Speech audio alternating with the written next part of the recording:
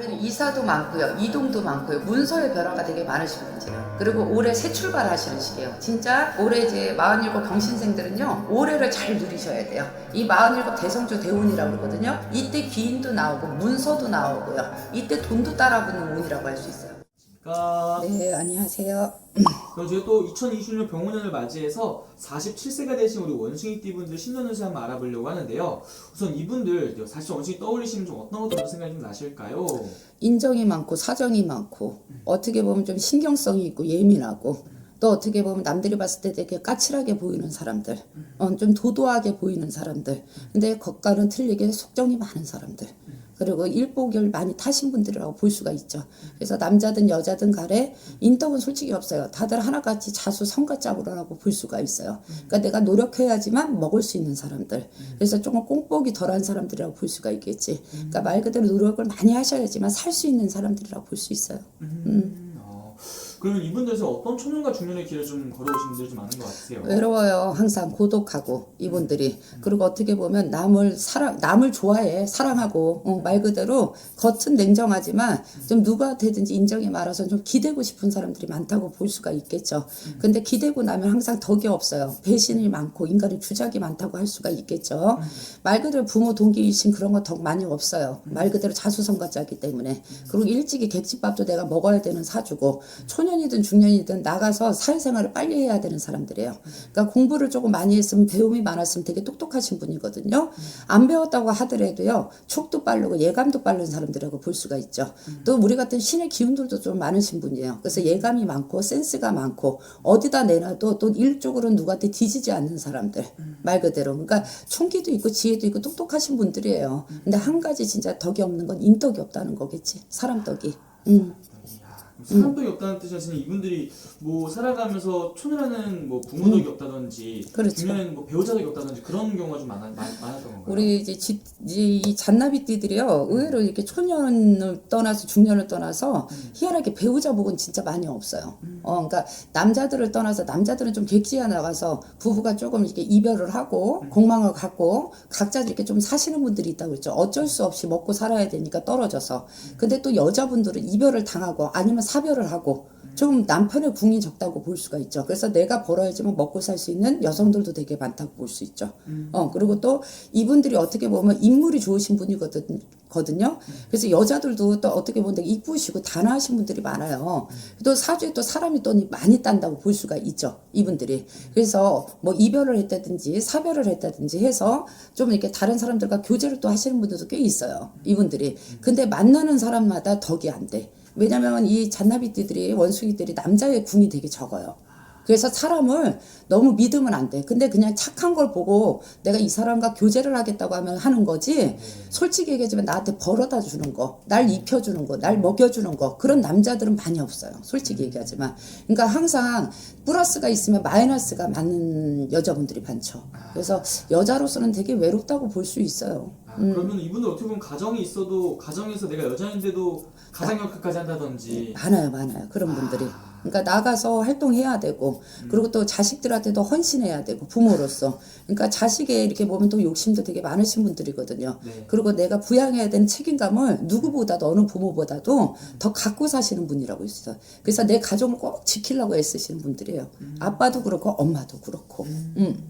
진짜 어떻게 보면 정말 한편으로 굉장히 외롭고 고독한 시간들이 많았을 것 같은 분들이네요. 너무 많죠. 이분들도. 많았다고 볼 수가 있죠. 그럼 이분들 선생님 작년 한 해 좀 돌아보자면 어떤 을사년을 보내신 분들이 좀 많았나요? 지금 이제 을사년 당도에서 이제 46으로 그때 봤다고 하면은요, 이분들도 삼재 나간 지 얼마 안 됐습니다. 솔직히 얘기하지만. 삼재 3년, 삼재 5년이라고 우리가 그러거든요. 들어오기 전부터가 삼재고, 또 그 이제 이렇게 나가고 나서 그 다음까지 주시면 삼재 5년이라고 우리가 솔직히 얘기를 해요.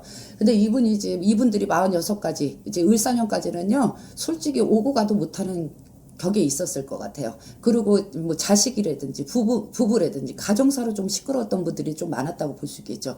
뭐 부부라면 남편이 뭐 바람을 피웠다든지 말 그대로 좀 외도가 있었다든지 좀 그런 일로 조금 많이 속상함을 가졌을 거고, 뭐 동기신들한테 나쁜 소리를 듣는다든지 해주고도 내가 나쁜 년이네, 나쁜 놈이네, 그런 소리 들었던 확률이 되게 많았을 거예요. 그래서 속상했다, 좀 억울했다, 막 그런 걸 많이 갖고 있었을 것 같아요. 그래서 가정이 조금 시끄럽지 않았을까. 자사일적인 것들이 시끄럽지 않았을까? 그랬을 것 같아요, 이분들이. 그래서 돈으로도 좀 힘들고 가정으로도 좀 힘들었던 했지 않았을까 그래요. 답답했던 시기였었겠네요. 진짜. 그렇죠.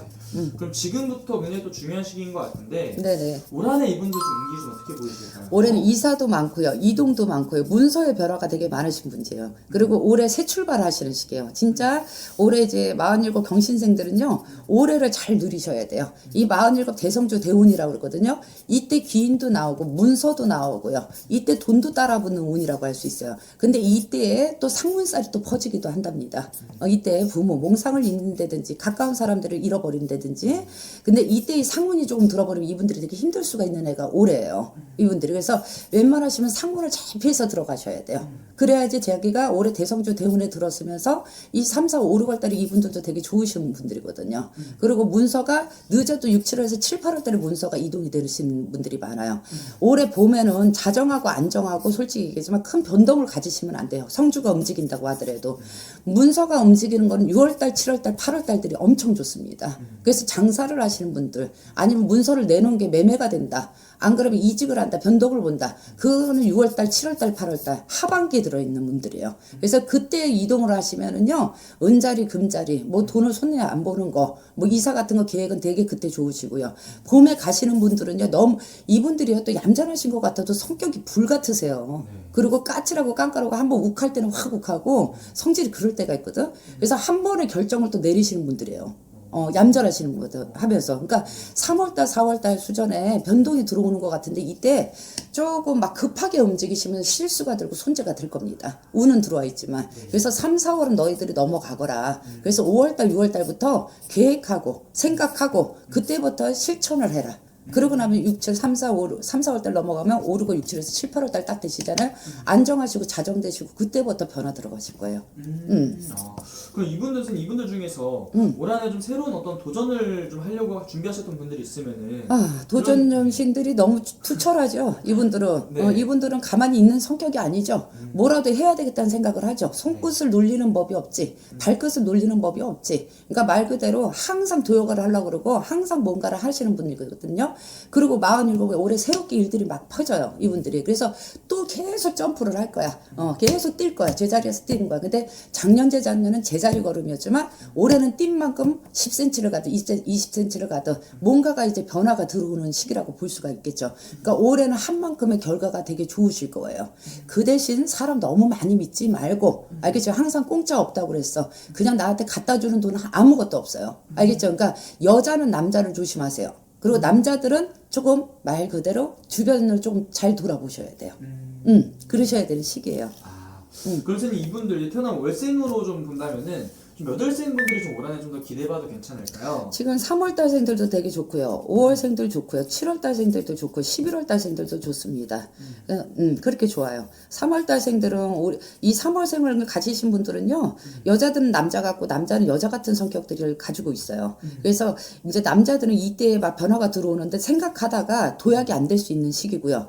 또 여자들은 이때에 급하게 뭔가를 하다가 조금 뭐라고 그래야 될까? 급하게 일을 이제 하실 때가 있잖아요. 뭔가를 하면 그때는 조금 힘들 수 있어요. 3월생들은. 그러니까 우리 3월달생들은 내 생일달에 3월달, 4월달을 잘 넘어가라 얘기해주고 싶어요. 좋은 운이 들지만. 그러니까 3월달생들은 올해 조금 돌다리 두드리다가 6월에서 7월달, 8월달을 결정해주면 되게 좋아요.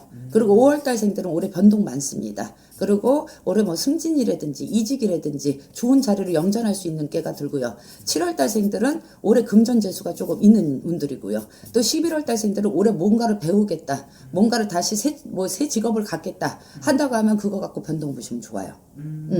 투잡 같은 것도 괜찮고. 괜찮네요, 진짜로. 네네. 정말 어쨌든 어떻게 보면 좀 긍정적인 변화들이 많이 찾아오는 시기다 이렇게 볼 수 있을 것 같아요. 그렇죠. 다만 또 이분들도 선택의 기로에 있어서는 굉장히 또 중요한 시기이기 때문에 그런 것들은 아무래도 개별적으로 여쭤보는 게 제일 정확하겠죠, 선생님? 네네. 알겠습니다. 선생님, 자세히 궁금하신 분들은 생년을 넣어서 본인 또